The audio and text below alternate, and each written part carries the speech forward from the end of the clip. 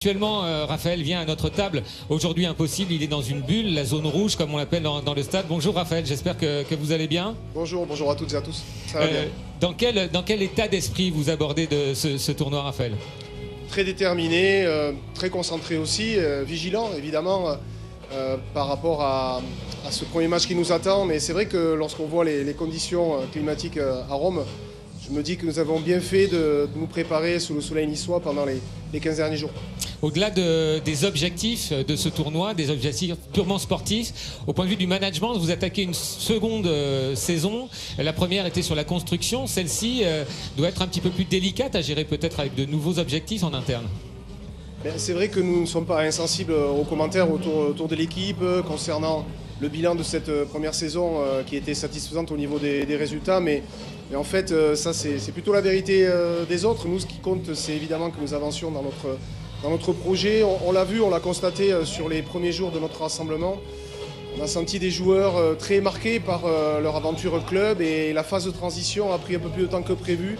Donc en termes de management, ça nous a demandé d'être un peu plus attentif, un peu plus à l'écoute sur la position des joueurs, leur transformation, j'ai envie de dire, en mode 15 de France. Et aujourd'hui, on est tellement heureux de pouvoir se lancer dans cette compétition parce que, évidemment, on n'est pas non plus indifférent au contexte sanitaire actuel et ce que l'on veut, c'est évidemment donner de belles émotions à nos supporters. Une petite question sur le contexte, Raphaël. Vous jouez une équipe qui n'a pas gagné un match depuis 2015 dans le tournoi. Il fait 20 degrés. Est-ce qu'aujourd'hui, c'est un peu la Dolce Vita pour le 15 de France ici à Rome? On a eu un aperçu en arrivant à Rome de ce que pouvait être une vie normale, puisque nous avons fait une sorte de bus tour.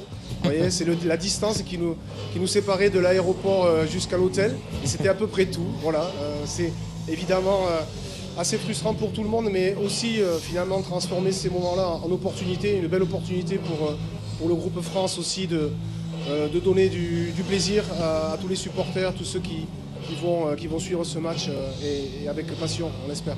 Raphaël, une petite question de Vincent Clerc. Salut Raphaël. Juste une petite question. Vous avez eu une équipe qui était quand même inspirante pendant toute cette année dernière. Est-ce que vous pensez que l'Italie a su prendre les meilleures choses que vous avez pu produire et notamment rassembler beaucoup de jeunesse, beaucoup d'inexpérience, donner la chance aux jeunes?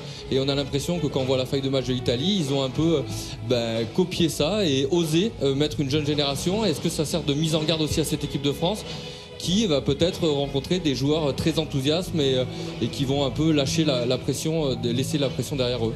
C'est très juste, c'est pour ça que la vigilance s'impose avant d'aborder ce premier match. Quasiment jour pour jour, à la même époque, nous débutions notre aventure face à l'Angleterre avec une équipe très jeune. Les Italiens semblent avoir voulu prendre également ce chemin et nous en sommes conscients. L'étude de l'adversaire, en tout cas, nous impose à être prudents et être vigilants avant ce match. On vous retrouvera certainement tout à l'heure, Raphaël. Merci beaucoup d'avoir été présent. Je sais que